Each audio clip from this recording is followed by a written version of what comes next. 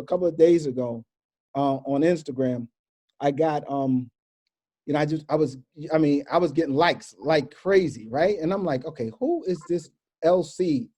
Because that's what you under, right? London LC, LC, right? So I said, let me go take a look.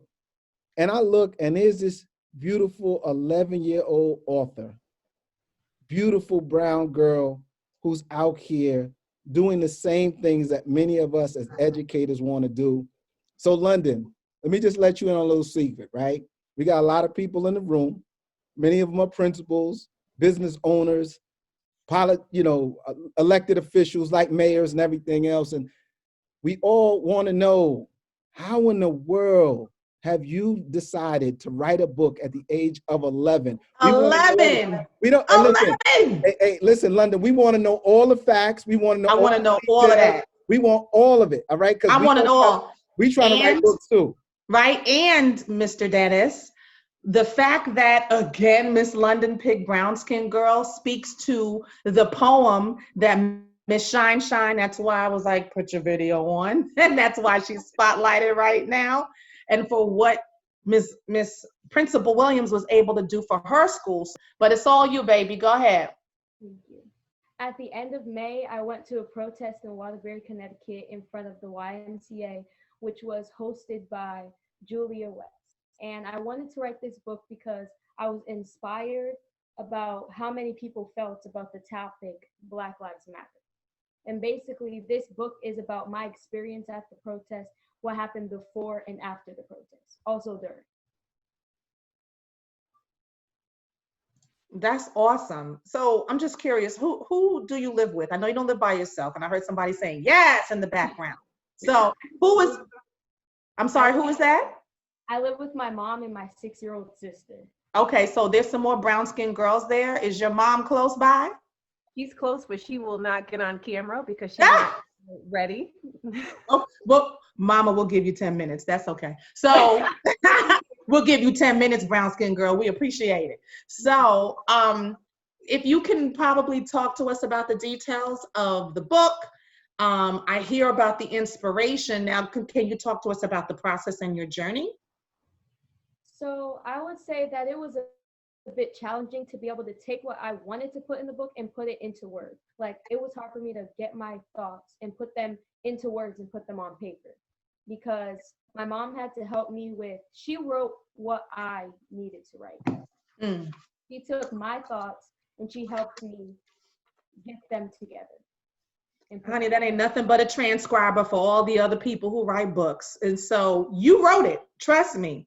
She just helped you streamline your thoughts into the paper. So, so that's what good, transcribers do.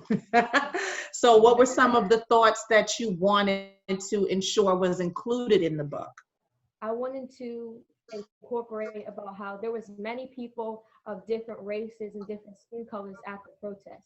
And there were a lot of people who were happy to be protesting, but there were a lot of people who weren't happy to be protesting because they felt like this is not what we should have to do to have our rights.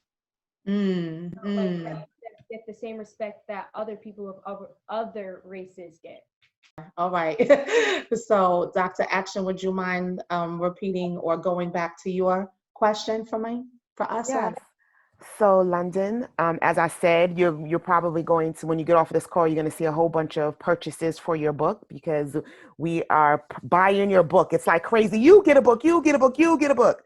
So everybody here is probably going to get a book by the time we get off. However, since we are not familiar with the book and we just have a nice synopsis, which part of your book is your favorite? Can you tell us a little bit about your favorite? And then we'll be your audience as you do a little read aloud, please. My favorite part of the book is something that happened in the protest where it got a little rowdy, but it settled back down. Okay.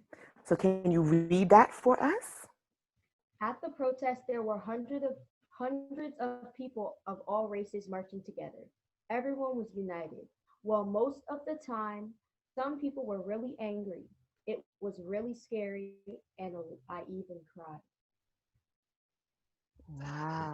Miss London, thank you so much for teaching young people how to lift their voices. because that's important.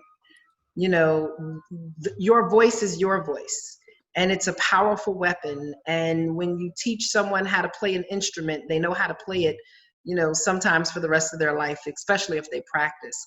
But when you teach someone how to lift their voice and how to express themselves, it's very important. And I believe at the time that we're living in, that the voice of our young people needs to be heard. Too many people don't think our young people are paying attention, but you writing this book is just proof that not only are you paying attention, but that you're also taking action. As a young person who is a leader, you're not generation next, as I always say, you're generation now. And I just want to encourage you to continue to go forward, continue to lift your voice, and continue to really help your peers and even those who are older than you learn how to lift up their voice and speak their truth, because we need to hear your voice. We need to hear your truth. We need to hear your passion, but we also need to hear and understand your pain. And this is a difficult time to be a young person because so much is happening. And so I just want to say, so incredibly proud of you. Thank you. Thank you, Mayor. Yes, she's the OSG mayor, but she's really, I mean, she didn't mention that. Can you tell Lakeisha about all of your first Mayor Brown Skin Girl? You're still spotlighted. So that Miss London can hear all of your firsts. Yes, you're the mayor of Mount Vernon, but what are some of those firsts being the mayor of Mount Vernon? I mean, you know, being the mayor of Mount Vernon, I'm the first woman. I'm the first African-American woman to be elected. Well, I'm the first African-American woman to be elected mayor in the county of Westchester, but also the first woman to be elected mayor of a major city in my county. And so I don't think we seek out to be the first. We seek to be the first, but when you are the first, the spotlight is often on you. And it's just an opportunity to use your platform to do good for your community and for your people. And so as you have an opportunity to go places and speak, you know, take advantage of those opportunities and learn what issues are going on publicly, and then craft your narrative and your message. It's about the narrative and the message that you want to share. And so whether I was the first mayor, or I was the first woman as a CEO at the YMCA in Yonkers, or I was the first drug court, or, you know, there'll be a lot of firsts in our lives, but it's just how we use those platforms once we get into the door, and do we open those doors to help others get into the door behind us. So I want to see some of your friends producing books. You know, now that you know the way, you got to show the way. Yo, Kanan, I know you on here, and I know you wanted to say something real quick. Kanan, you on here? Yeah, what's going on, man? So my name is Kanan. I'm a college student. I'm originally from Oklahoma, but my mom works in higher education, so I moved around a lot. But I happened to come across this flyer on social media. And after seeing what you guys did for Thanksgiving and just hearing the stories that you guys shared, you speaking of the whole suicide thing, I recently lost somebody to that. So I'm just saying all this to say I'm really glad and thankful to hear, like Dame was saying, like-minded people that are empathetic and they shape their lives around caring for other people. And that's really rare. You don't really see that too much, especially in the Black community. You find a lot of crab in a barrel type people, and to see on this platform that isn't what it is whatsoever. And like I said, I'm a college student, I'm real young, so it's like you don't really get these type of opportunities to hear people have these type of conversations and just be, you know, like how you guys were saying, superhero and changing people's lives in every day. So I just want to thank y'all for that. Yo, Kanan, listen, I expect to see you every Thursday, bro. Like, use that. Use it. So again, that's the same thing that McClarity just discussed, right?